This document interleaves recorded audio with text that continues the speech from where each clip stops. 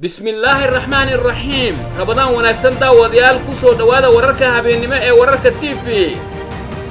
shirki garow oo fashil qarka u saaran iyo madaxweyne Axmed Madoobe oo ka baxay xarunta shirka xildhibaanada labada gole ee dawladda ku matala beesha direed oo xaraan ku tilmaamay shirka garowe ciidamada ammaanka oo muqdisho ku xiray nabadoon ka hadlay warbaahinta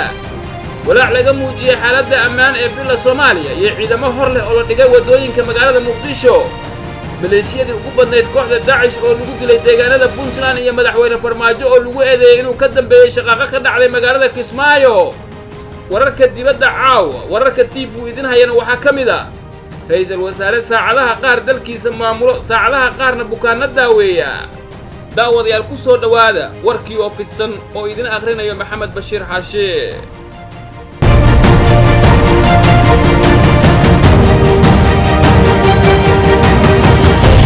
magaalada garowe ee xarunta maamulka Puntland waxa shir uga socda madaxda dawladda federaalka ee Soomaaliya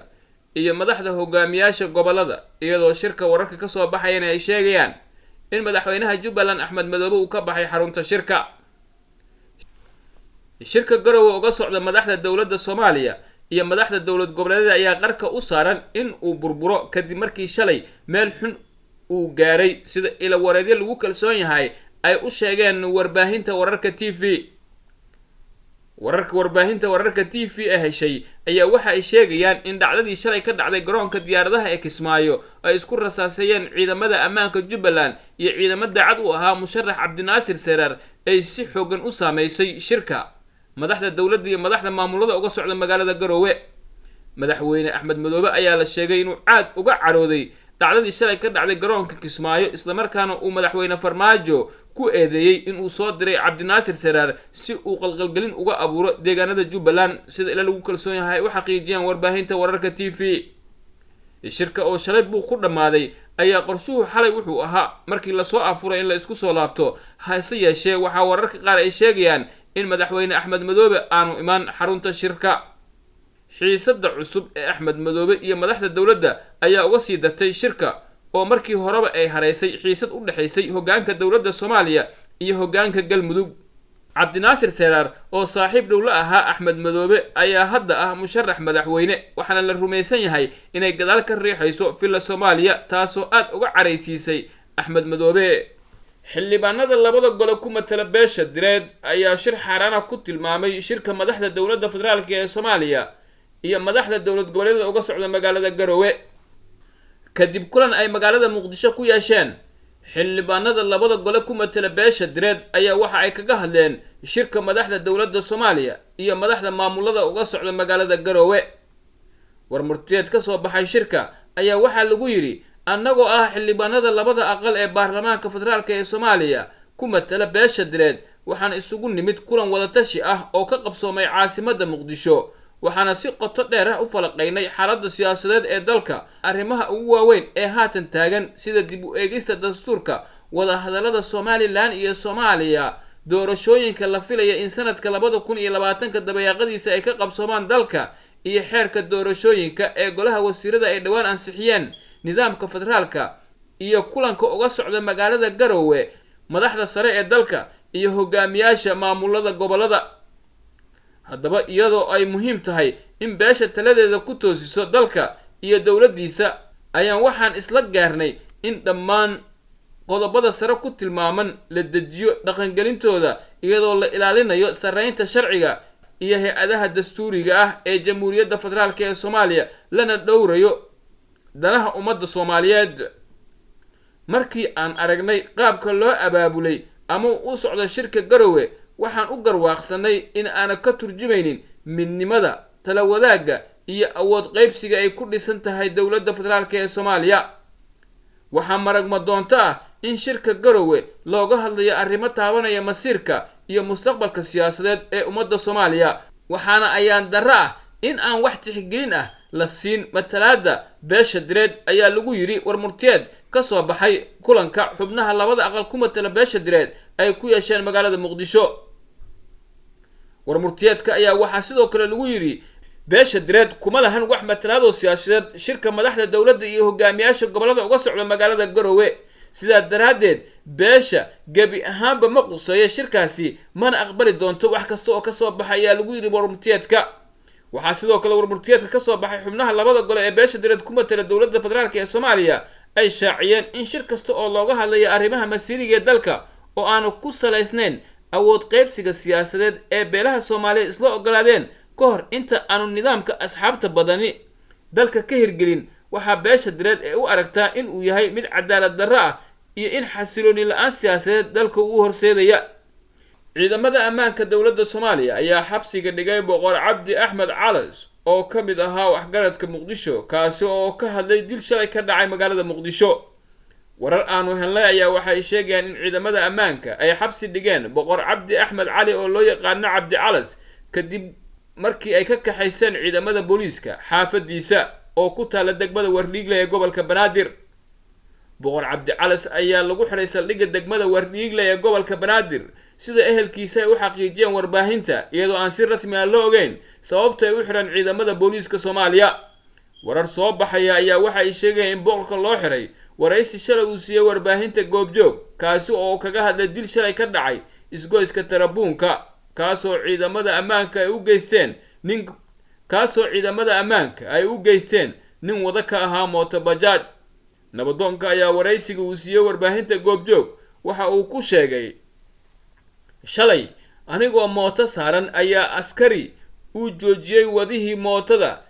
kadibna wadihii ayaa yiri adeer maxaa ii joojiso oo iga rabtaa. intaasi kadib askarigii ayaa rasaas ku riday ninkii waday mootada halkaasina uu ku dhintay ninka sida warbaahinta goobjoog waraysiga uu siiyay uu ku sheegay boqor Cabdi Calas. waxaana ehelkiisa ay shaacinayaan in suurtagal ay tahay in loo xiray waraysigaasi warbaahinta uu siiyay iyadoo maamulka degmada Wardhiigle ama warta nabadda iyo taliska booliiska aanu weli war ka soo saarin xariga nabadoonkaasi ay u geysteen ciidamada booliiska. waxaa walaac xoogan laga muujinayaa xaaladda amni ee filla Soomaaliya iyadoo ciidamo aad u hubaysan oo ka tirsan kuwa militariga Soomaaliya lagu kordhiyay baraha kontarool ee madaxtooyada Soomaaliya. kontaroolada madaxtooyada xeendhaabkeeda ku yaalo ayaa waxa la dhigay ciidamo ka tirsan kuwa militariga Soomaaliya tan iyo markii ay bilaabatay bisha barakeysan ee Ramadaan. ciidanka aad u foojigan isla markaana ku hubaysan hub kala duwan ayaa waxa lagu kordhiyay baraha kontarool ee sayidka ceelgaabta iyo tiyaatarka halkaasoo laga ilaaliyo xarunta madaxtooyada ee Soomaaliya. gaadiidka ay wataan shakhsiyaadka ka tirsan dowladda ayaa waxa ay ku maraan kontaroolada madaxtooyada ku dhow in looga soo dego gaadiidka meelo ka fog goobtii hore kadibna qofku uu gacanta ku soo qaato aqoonsigiisa uuna u tago askarta. saraakiisha ciidanka koofi guduudda loo yaqaano ayaa ciidanka amar ku siiyay inayna rasaas ku furin gaarigii soo dhaafo goobta ay taalo birta calaamadda ah ee lagu sugo ammaanka xarunta madaxtooyada. warar hoose aanu helnay ayaa waxa ay sheegayaan sababta loo adkeeyay ammaanka aagga madaxtooyada inay tahay in laga cabsi qabo weeraro in ururka Al-Shabaab ay ka fuliyaan madaxtooyadii nawaaxigeeda inta lagu guda jiro bisha barakeysan ee Ramadaan. kooxda Al-Shabaab ayaa waxa inta lagu guda jiro bisha barakeysan ee Ramadaan ay kordhiyaan weerarada qaraxyada iyo dilalka ay ka fuliyaan magaalada Muqdisho waana taas mid keentay in ciidanka ammaanka foojignaan xoog leh la geliyo magaalada Muqdisho iyadoo si aad loo adkeynayo amniga xarunta madaxtooyada. tiradii ugu badneed ee ka tirsanaa maleeshiyada Daesh ayaa lagu dilay deegaanada Puntland. dowladda Mareykanka ayaa sheegtay in 13 xubnood oo ka tirsan Daeshta Soomaaliya ay ku dileen weerar dhinaca cirka ah oo Arbacadii ka dhacay buuraleyda Golis ee gobolka Bari. qoraal lagu daabacay barta Twitter-ka ee howlgalka Mareykanka ee qaaradda Afrika ee loo yaqaan Africom ayaa lagu sheegay in meelaha gantaalada lala helay ay ahaayeen goobo ay argagixisadu ku qariso hubka ay ka samayso qaraxyada kuna tababartaan kuna abaabulaan ficiladooda wuxuushnimada ah ayaa lagu yiri war ka soo baxay howlgalka Mareykanka ee Afrika. agaasimaha sirdoonka howlgalka Mareykanka ee Afrika Hayt Berger ayaa sheegay in duqeynta ka hor ay xog soo siiyeen muqaadaraadkooda taasoo keentay in la dilo 13 dagaalyahan oo ka tirsan kooxda mitidka ee Daesh. waxa uu meesha ka saaray afhayeenka in dad shacab ah ay ku waxyeeleeyeen duqeyntaasi dhinaca cirka iyadoo ay noqonayso duqeyntii labaad ee Mareykanku uu la eegto kooxda Daesh ee ka dagaalanta dhulka buuralaha ah ee Puntland tan iyo markii la guda galay sanadda 2019. weerarkankii ka horreeyay ee ka dhacay isla gobolka Bari waxaa lagu dilay ku-xigeenkii hogaamiyaha Daesh Soomaaliya Cabdixakiin Dhuqabad iyo darawalkiisa. Cabdixakiin wuxuu hore uga tirsanaa ururka Al-Shabaab, hase ahaatee waxa mar dambe uu ku biiray ururka Daesh isagoo hogaamiye ku-xigeenka ka noqday. madaxweynaha dowladda federaalka ee Soomaaliya Maxamed Cabdullaahi Farmaajo ayaa lagu eedeeyay inuu ka dambeeyay shaqaaqo shalay ka dhacday garoonka diyaaradaha ee magaalada Kismaayo.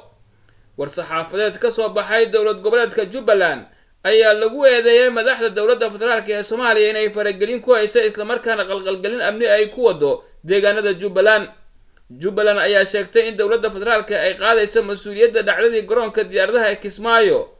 halkaasoo shalay isku rasaasayeen ciidamada ammaanka garoonka iyo ilaalada musharax Cabdinaasir Saraar kadib markii la isku maandhaafay baaritaan lagu sameyn lahaa boorsooyin musharaxa uu watay xilli uu ka soo degay garoonka diyaaradaha isagoo saarnaa diyaarad ka timid magaalada Muqdisho. dowlad goboleedka Jubbaland waxaa mas'uuliyad ay ka saaran tahay sugidda amniga dalka iyo dadka reer Jubbaland, mana ogolaanayno wax kasta oo carqalad ku ah kala dambeynta iyo nidaamka dowladnimo ee Jubbaland. waxay cadeynaysaa in faragelinta guracan ay ku hayso habsami u socodka hanaanka doorashooyinka ee Jubbaland, taasoo ay mas'uuliyadeeda qaadan doonto dowladda federaalka. fal kasta oo lidi ku ah amniga iyo dowladnimada Jubbaland ayaa lagu yiri war-saxaafadeed ka soo baxay Jubbaland.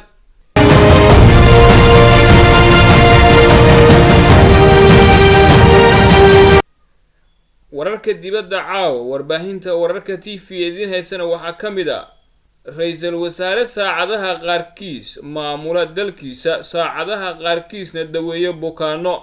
ra'iisul wasaareyaasha caalamka intooda badan kama badiyaan xilka ay hayaan, shaqooyin kalena kuma daraan, balse waxaa arrintaasi ka duwan la yimid ra'iisul wasaaraha dowladda Bhutan oo toddobaad kasta dhammaadkiisa waqtigiisa qayb ka mid ah ku bixiyo daaweynta bukaanada. Dr. Lloyd Tarshingi ayaa ah mid ka mid ah dhaqaatiirta ugu aqoonta badan dalka Bhutan ka hor inta uusan siyaasadda gelin sanadkii hore. maalmaha shaqada ee toddobaadka waxa uu gutaa waajibaadkiisa ra'iisul wasaarenimo, halka toddobaadka dhammaadkiisana uu dib ugu laabto isbitaalkiisa si uu u daweeyo bukaanada. dadka qaar ayaa golf ciyaaro, halka qaar kalena ay ciyaarta shiishka ama toogashada waqti ku bixiyaan. anigusa dadka xanuunsan ayaa qala. Dr. Tarshingi ayaa sidaas u sheegay wakaaladda wararka ee AFP xilli uu ka howlgalayay isbitaal lagu magacaabo Yigmad Ruje. waan sii wadi doonaa shaqada ilaa aan ka dhimanayo, waana u soo xiisaa markastoo aan halkan ka maqanahay, ayaa intaas uu ku daray. iyadoo ay adag tahay in la iswaafajiyo labada shaqo ayaa Dr. Tarshingi waxa uu sheegay in aanu filayn in uu u dhaxeeyo ra'iisul wasaarenimo iyo dhakhtarnimo.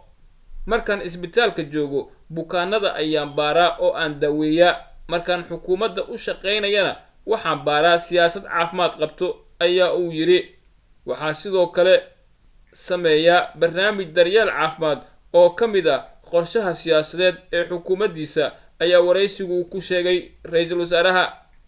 kadib markii uu ku guuldaraystay doorashadii dhacday 2013 ayaa Dr. Tarshingi waxa uu bishii November ee sanadkii 2018 uu ku guuleystay jagada ra'iisul wasaarenimo ee dalkaasi. shaqada ayaa ah mid uu jecel yahay ra'iisul wasaaraha dalka Bhutan oo ah boqortooyo ka dhaxaysa Hindiya iyo Shiinaha, isla markaana ay ku nool yihiin dad lagu qiyaasay 750,000 oo qofood.